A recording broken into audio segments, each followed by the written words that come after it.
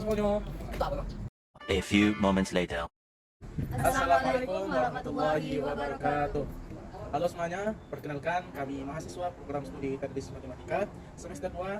Kami dari kelompok 6 yang beranggotakan saya Ahmad Fajar Al-Fikri dan rekan saya Azifah Zatul Jannah. Saya Aulia Rahman Bis. Di sini kami akan menjelaskan apa itu korupsi. Pengertian korupsi. Korupsi adalah tindakan yang menyimpang dari tanggung jawab atau tugas resmi untuk mendapatkan keuntungan pribadi atau kelompok yang sering melibatkan penyalahgunaan kekuasaan, penyuapan, pemerasan, nepotisme, kecurangan, atau penggelapan dana. Korupsi dapat merusak sistem yang adil dan efisien dalam pemerintahan dan sektor swasta, serta merugikan kesejahteraan masyarakat secara keseluruhan. Bentuk-bentuk korupsi. Korupsi dapat terjadi dalam berbagai bentuk, antara lain yang pertama, penyuapan, memberi atau menerima sesuatu yang bernilai sebagai imbalan atas tindakan tertentu yang terkait dengan tugas resmi seseorang. Yang kedua, penggelapan, pencurian atau penggunaan dana atau sumber daya lain yang dipercayakan kepada seseorang untuk keuntungan pribadi. Yang ketiga, nepotisme, memberikan pekerjaan atau keuntungan lainnya kepada keluarga atau teman, bukan berdasarkan kualifikasi atau prestasi. Yang keempat, pemerasan, memaksa seseorang untuk memberi sesuatu yang bernilai melalui ancaman atau kekuasaan. Yang ketiga, favoritisme, memberikan perlakuan khusus pada seseorang atau kelompok tertentu berdasarkan hubungan pribadi daripada kriteria objektif. Yang keenam, manipulasi tender, mengatur proses lelang atau tender agar pihak tertentu yang diinginkan memenangkan kontrak. Yang ketujuh, penggunaan dana ilegal. Berikut adalah beberapa contoh nyata korupsi.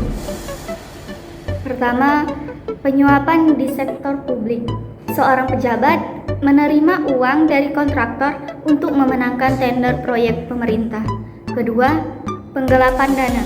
Bendahara perusahaan menggunakan uang perusahaan untuk membiayai liburan pribadi. Ketiga, nepotisme di perusahaan.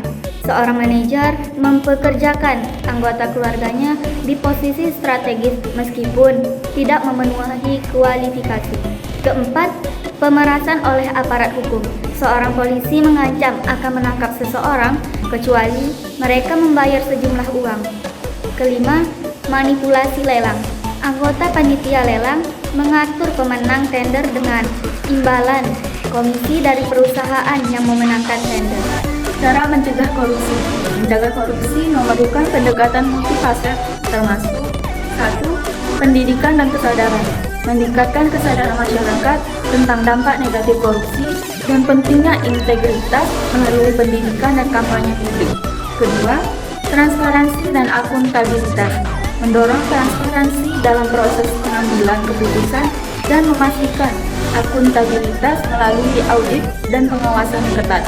Ketiga, penegakan hukum.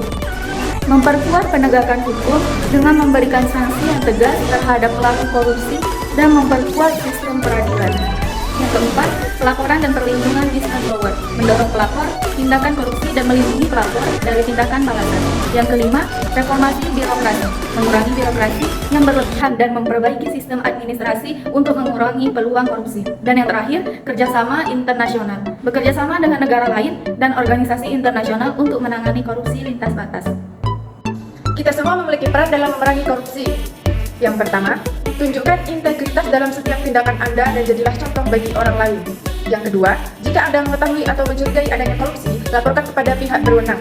Yang ketiga, pelajari tentang korupsi dan ajarkan kepada orang lain pentingnya memerangi korupsi.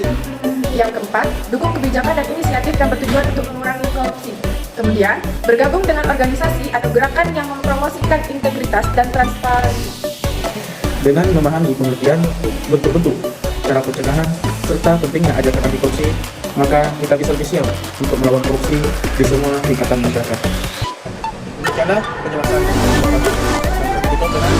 Assalamualaikum warahmatullahi wabarakatuh.